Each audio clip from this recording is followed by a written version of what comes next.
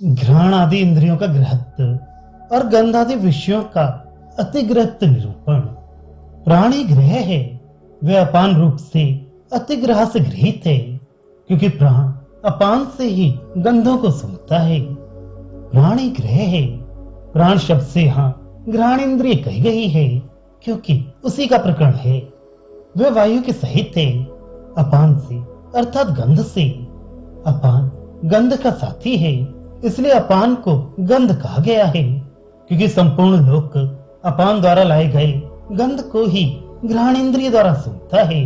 इसी से ये कहा जाता है कि प्राणी अपान से ही गंधों को सूंघता है। वाकी ग्रह है, वे नाम रूप अतिग्रह से गृहित है, क्योंकि प्राणी वाक से ही नामों का उच्चारण करता है। जिव्या ही ग्रह है, वे रस रूप अतिग्रह से गृहित है, क्योंकि प्राणी जिव्या से ही रसों को विशेष रूप से जानता है। चक्षु ही ग्रह है, वे रूप अतिग्रह से गृहित है, क्योंकि प्राणी चक्षु से ही रूपों को देखता है। श्रोत्री ग्रह है, वे शब्द रूप अतिग्रह से गृहित है, क्योंकि प्राणी श्रोत्र से ही शब्दों को सुनता है।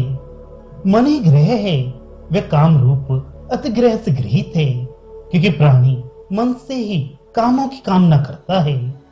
हस्ति ग्रह है, वे कर्म रूप अतिग्रह से गृहित है, क्योंकि प्राणी हस्त से ही कर्म करता है।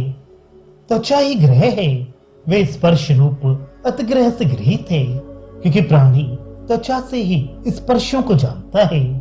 इस प्रकार ये 8 ग्रह हैं और 8 अतिग्रह हैं।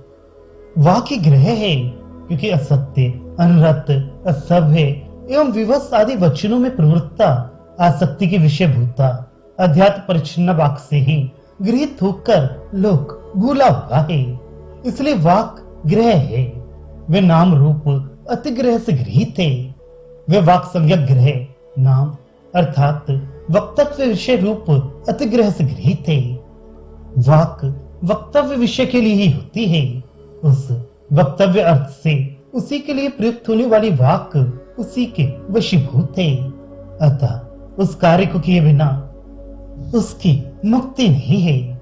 इसी से यह कहा जाता है कि वाक नाम रूप अतिग्रह से गृहित है, क्योंकि वक्तव्य की आसक्ति से प्रवृत्त होने पर वह समस्त अनर्थों से युक्त होती है। शेष मंत्रों का अर्थ इसी के समान है। इस प्रकार ये त्वक पर्यंत 8 ग्रह हैं और स्पर्श पर्यंत 8 अतिग्रह हैं।